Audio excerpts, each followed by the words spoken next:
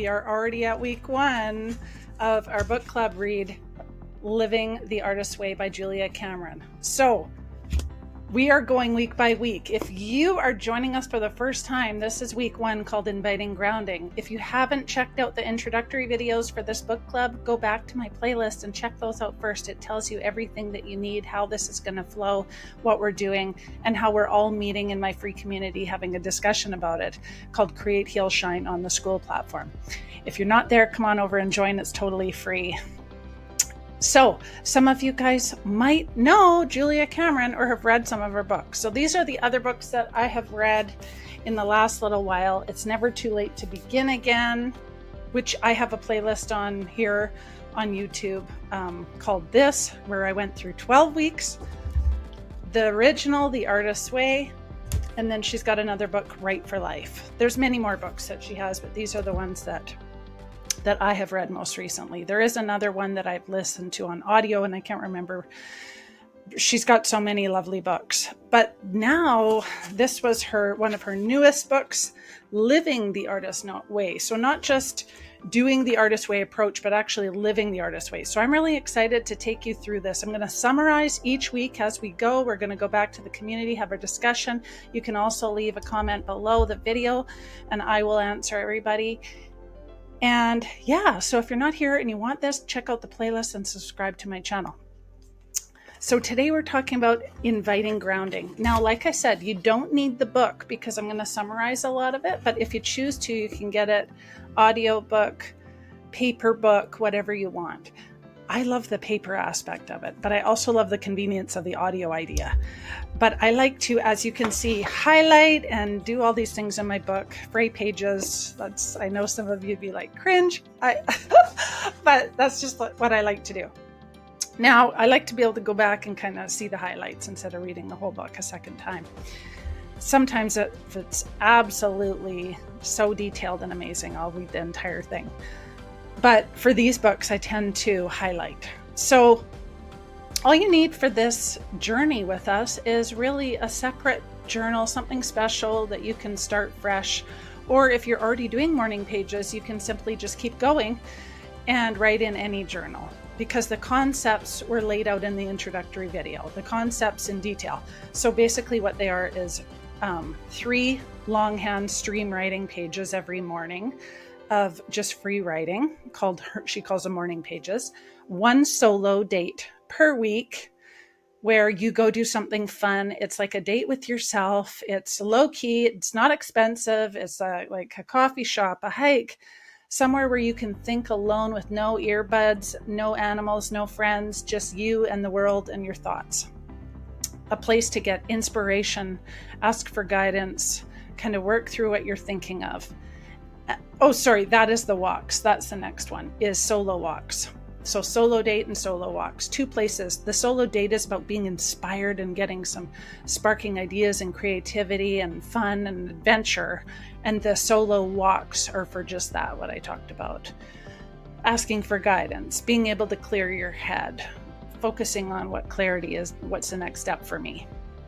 And then the last one is asking and writing for guidance. Now I want to put something out there for you as an option, because some people find that 3 pages of morning pages. Now, yes, I am going against her rules. 3 pages of morning pages are a lot to do first thing in the morning and I have done this and followed this, and it's super powerful. So definitely try it first. But if you're somebody who just thinks there's no way I can do that, you can still follow along by writing for guidance and simply just writing all of your questions that you want to get guidance on and journal about those if you're not doing the 3 pages of morning pages. So there's options. You can customize this any way you want. You don't have to follow everything exactly. Do what fits your life, but also stretch and give yourself the opportunity to try to do all of that every single day and see what that opens up for you. I don't want you to just start by doing the guidance. Start by doing it properly, her way. But if you find yourself that there's just no way you can do it, you can still just journal and write for guidance and be able to follow along completely with this book journey. So here we go. Week 1. I'm going to be reading a little bit, and then I'm going to be talking about the sections. So it starts out And again, I'm not reading this whole thing. They're quite long chapters, but I'm going to summarize what important things stuck out for me. So first she talks about, it's my hope that you will discover that there's nothing too small to ask guidance on, and that guidance is available, encouraging and grounding. And as you gain strength and faith in your toolkit, you will find yourself feeling steadier as you sense the support of what I call higher forces. And then there's a quote in here that I really loved. I highlight those sometimes when I think they're so impactful. And this one is, friendship arises when one man says to another, "What? You too? I thought I was the only one." C.S. Lewis. She talks about having this friend called Nick. She likes to talk about a bunch of friends and scenarios and events that are going on in her life. I'm not going to go into total detail, but Nick is one of her really closest friends, and she talks about him. And he's over there quite a bit visiting, and he says that he writes these morning pages every morning. He depends on them to steer his day. His issues and questions are put to the page, and in return, he receives directives. Try this, do that. He's a skilled poet. He welcomes poetry many mornings, guidance directing him how to shape his verse. His guidance is sometimes picky, tutoring him on just what to do in no uncertain terms. He's a rigorous hiker, and he sets out many mornings up the mountains, and the mountains become the fodder for his poetry. He's lean, muscular, and he writes poems to match this. He relies on daily inspiration that comes to him as he writes these pages. He's also naturally disciplined, and very seldom does he miss a day in writing. And she says, I think of my morning pages and the humility that they bring. Writing freely about anything and everything, skipping topic to topic, it seems to me to sound like a prolonged prayer for wisdom. We enumerate our concerns and we ponder what to do about them. And pondering is the prayer. Show me, we're asking the pages. The request to be shown is a prayer of petition. We are asking the universe for guidance. Without formally praying, nonetheless, the universe hears our plea for clarity, and it responds with hunches, intuitions, and directions. And we come to understand what our next step is for the pages, for our life. And we're led forward. We're led gently and well. And so by humbling ourselves, by doing this writing of these pages, we're led to higher wisdom. So her first note of guidance is, have you tried writing morning pages? They're her long taught creativity tool. 3 pages of longhand morning writing about anything. They have swung the door open to creativity, inspiration, and yes, guidance for the millions of practitioners who use them every day.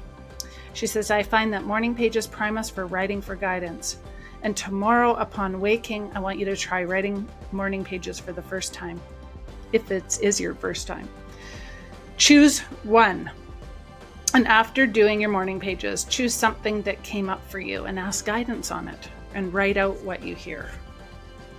And so the whole reason of the title of this book, Living the Artist's Way, isn't just to hear it, but this is to embody it, to implement what we're hearing, to ask for guidance and actually take it on as intuition. So you can see the word guidance as intuition if that's more supportive to you. But basically she's saying that by writing things out, that is how she gets everything out of her head and is able to really ask for direction and use it as a tool to get clarity of her path forward. She says, the daily mounting up of pages fills me with satisfaction, and I'm called to write and answer the things that call to me and bring me peace. And so I want to see how you feel when you write this out. Like, how do you feel? What are the thoughts that go through your mind? Does it feel relieving to get stuff out on the pages and out of your brain? It's like, can be a massive brain dump every morning too. So for me, it's very freeing. It's like emptying this scattered mind, but also to write down and note anything that came to me in a dream or in a thought, or sometimes in the morning we'll wake up and our mind will be so cluttered with, oh my gosh, we have so many things to do. You can get it all out on paper in your morning pages. It doesn't have to be just This isn't about writing a novel. This is about getting everything in your head and scattered out, just letting your mind and body write whatever is you're feeling in that moment. So she says, write for guidance. Choose a topic in your career where you yearn for clarity, support, and direction. Write, what about X? And then listen and write about what you hear. Don't be surprised if the guidance is decidedly succinct, optimistic, and insightful. And remember, she's writing because she wants to. She's in her 80s and she has the ability to be retired a long time ago, years and years ago, actually, but she's choosing to do this. So when I say the word career, she says the word career, just use that as in your life, in whatever stage you are at in your life and where you are and what you want to do. There's a quote in here that I absolutely love. It says, let one not neglect one's own welfare for the sake of another, however great. Clearly understanding one's own welfare will be the intent upon the good. Buddha. That rings so true in my life. The next bit is called embracing optimism. So there's a few parts of this. There's embracing optimism. There's the home environment. And then there's quelling anxiety and doubt. So I'm just briefly going to summarize this one here as well. And she says, over 30 years, I've asked for guidance. My guidance has proved itself to be trustworthy. And yet, when the guidance is too optimistic, I catch myself doubting it. Make no mistake, believing the positive is a challenge. We each have a ceiling on how much good we are able or willing to accept. When something violates that ceiling, being a good greater than our self-worth might allow, we often turn to the notion aside. We fear our guidance is leading us in a flight of fancy. We feel foolish, as if we were egotistical, daring to dream large. If our guidance persists to be positive, as it often does, we may find ourselves resisting guidance entirely. I felt that really strong, and I felt that before. If we still don't trust the optimism of our guidance, we prefer it to the darkness of discounting what we are told. We learn we do better to deliberately focus on the positive. Listening, however, reluctantly to our guidance will conclude in the face of our skepticism that the future may be bright after all.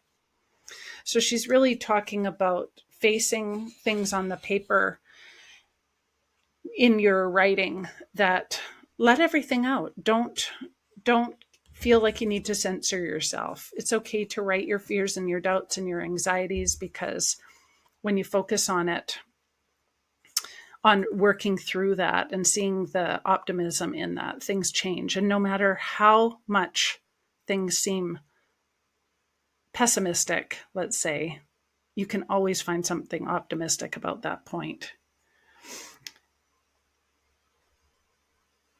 It began to seem to me that the positives started outweighing the negatives. Focusing on what I had accomplished rather than what I failed to accomplish, I found myself holding depression at bay, and optimism started replacing pessimism. Doing this, I found myself feeling less of a victim of my circumstances and more a master of my fate. What can I control? Might be something small. Yet the small things start adding up, and at the day's end, I had a list of positives. The balance sheet tipped in my favor. So the next activity that she claims is to write for guidance. Look back over your guidance. What did you write? Is it optimistic? Is it comforting? Is it helpful? I want you to list 3 positives from this week. So your task is fill in the following. If I could embrace the positive, I would believe blank. If I could embrace the positive, I would hope for blank. If I could embrace the positives, I would try blank. Count the roses, not the thorns. So that's that section. And then there's the next little section, which is short, and it talks about how hot it is there. It talks about how so she lives in Albuquerque, New Mexico, and she's talking about how her friend lives in Santa Fe and how hot it is there. and she thinks about drinking water and that she needs to be drinking more water, and the house is hot. And she says, her friend asks her, "Are you drinking enough water?" And she says, "Yes, I've stocked the refrigerator with bottles of water. I seem to be drinking them all at an alarming rate. I decide to ask my guidance if I'm overdoing it, and this is what I hear. Little one, your water intake is critical. As you sweat water out, you must take water in. There is no such thing in this heat wave as too much water. You do well to drink large amounts of water. As you are hydrated, you will find yourself less edgy. You will find that good cheer and sanity are the fruits of enough hydration." So something as simply as it's okay. The guidance will come even about something as simply as water to writing was so key. And she's talking about in this portion, what in your home environment needs to change that maybe we're not willing to see. Because she goes in and talks about her friends ordered her some fans. It must have been a massive heat wave. Everyone had their air conditioning cranked and they were still just laying there dying of heat. And she's seeing that somewhere else is still hotter than her, and she's seeing the gratitude in that, and that she has enough water. And when she writes, I love how she writes back, her guidance writes back, "Little one," and talks through her inner child. So that's really precious. And you can have it talk back that way. You can have it guidance come back to you in any way that you want. She says, "I no longer waste energy trying to change what I need to accept." She seeks guidance again, puts pen to paper, and says, "Little one, you are on track, and as much goodness flows from you. Focus on the positive, and you will see that you are growing more comfortable. The night brings you growing cool. You will sleep well and comfortably, aided by your fan." I listen to this guidance with relief. Long years of writing for guidance have taught me that its voice is to be heeded. Tonight, I welcome its gentle wisdom. I am indeed growing cooler, and tomorrow's savage heat can wait until tomorrow. So your next task is choose an issue in your home environment that you wish to change. Then ask for guidance about this issue and listen. Listen on your solo walk. Listen on your solo date. Listen on your morning pages. Listen in your writing. Write down whatever you hear. And then notice, what is the action that you need to take? So it can be something so simple or something so big. Sometimes a change of scenery in your home is so amazing for your mental health. Sometimes it says, the guidance can come as, "It's so hot in here. Why don't you shut the blinds?" And you're like, "Oh, why am I not doing this? Why am I not thought of that?" Just something so simple. The next two topics are about doubt and anxiety. She says, "So now it's tomorrow and the heat wave returns. I receive a phone call from my friend Scotty stating that she drove from Albuquerque and the heat was 105. Santa Fe registered 96. So hearing this report, I'm grateful for a relative cool. With her friend Nick gone, a long evening stretches ahead. I turn to my pages for guidance as how to best spend it. You will write freely, my guidance says. You will have words and ideas. I am dubious. I'm fresh out of words and ideas. I'm ready to throw in the towel. No more writing tonight. It's too hot. Why, after so many years, do I still doubt? Guidance begins to chime in. It's human nature to doubt. I hear a lack of trust is part of the human condition. But why? Your guidance is reliable, but your temperament is not. You experience ups and downs. But after all this time, surely I should trust. I am now whining. Trust is elusive. But why? As a human being, you're prone to doubt. It's in your spiritual DNA. I realize my guidance is telling me doubt is natural. I resent this, but also I realize this is so true. One more time, my guidance is proving itself to be reliable. Again, this is your intuition. It expects me to doubt and accepts doubt as normal and natural. And faced with this realism, I surrender. All right, I will doubt. And so I found myself doubting that guidance will give me words and ideas. The only thing that comes to me is a stubborn one. Doubt is a character defect. Feeling more doubt, I feel shame, and a dark cloud colors my temperament. I try and pull myself up by my bootstraps. I won't doubt. But trying not to doubt leads me to more self-doubt. Self-scrutiny leads me to self-obsession. Self-obsession is painful. And finally, one more time, I surrender. All right, doubt is normal and natural. Guidance expects it. And I am no exception to the human condition. So now this brings me to humility. I am being humbled. In writing about doubt, I'm experiencing faith. You experience ups and downs. Guidance told me, and my evening's experience was exactly that. The guidance is actually accurate. I catch myself thinking that doubt temporarily vanished. But this time I know it will return, as guidance itself said a lack of trust is part of the human condition. So your next task is choose an issue where you are currently experiencing doubt. Take a pen to your page and ask for guidance on this issue. Do you sense a hint of faith? And the last section is anxiety. And this is a short section, but very meaningful, because we all deal with anxiety. We all feel anxiety, and we all know exactly what that feels like. She says, my plan for the evening's writing was to write about anxiety, but the weather capsized my plan. I meant to say that anxiety could shut down guidance, choking the channel close through which guidance flowed. What should I say about anxiety? Say that it's deadly, I'm told. Deadly? Isn't that a bit dramatic? Life without guidance is deadly, my guidance persists. When you are anxious, you cannot hear. I agree with that. It's so true. Guidance continues, and I find myself coming to the agreement, recalling the times I prayed for guidance and been greeted by static. I realize that anxiety is a killer. I think of my friend's question, Jennifer, to me as we prayed. Are you anxious? When you're anxious, draw a deep breath and count to 5. Do it again. Is your diaphragm relaxing? Now we can pray. And so, tutored by her friend Jennifer, she learned to release her anxiety. Just breathe, she told me, breathing deeply now. And I hear my guidance. Anxiety is the enemy. Breathe deep. I asked to hear from the higher power, and I heard, Julia, I'm at your side. You are led carefully and correctly. The guidance was precise and soothing. There is no cause for anxiety. For tonight, I give you words and thoughts. I believe in intuitions and inspirations. I sometimes feel that I am right. I do not know that I am.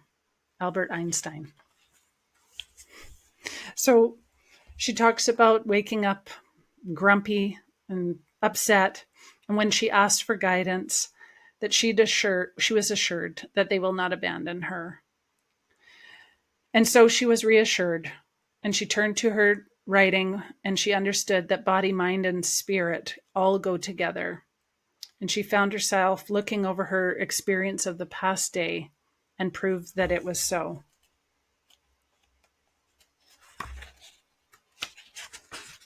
And so your last task and final task of writing for guidance this week is fill in the following sentences. I am anxious about blank. I worry that blank. And number 3, my number one source of anxiety is blank. Now choose the most potent topic on your list and write for guidance. What should I do about blank? Do new solutions seem to come to your mind? What comes out of this? So that is chapter 1, called Inviting Grounding. Now, there were a bunch of tasks that I read out in here. I hope I summarized this chapter good enough for you that you understand where she's coming from. And you can see that you don't actually need your book to be able to follow along. So because this is each going week by week, you can do each task by the day or every second day. And you'll see that you're just done the chapter by the end of the week. So you don't have to do it all in one day, although you can if you want to. So continue your daily morning pages of 3 morning pages, your 1 solo artist date, creator's date, whatever you want to call it this week, your 2 solo walks this week. And I can't wait to see you in the free community where we're going to have a discussion all about this in the posts, or you can even leave comments below and I will reply to you on where you're at. Tell me where you're at, what you're feeling, how you're going about this, what your plan is. If you're doing all the things or if you're just doing some of the things, how committed you are to following through with the 6 weeks, I'd love to hear. So those are the tasks for the week. I can't wait to see how things go.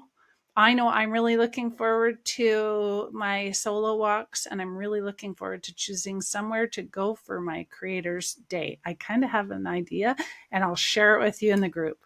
So I'll meet you over there, and I'll talk to you soon. Bye, everybody, and I'll see you next Monday for week 2. Bye.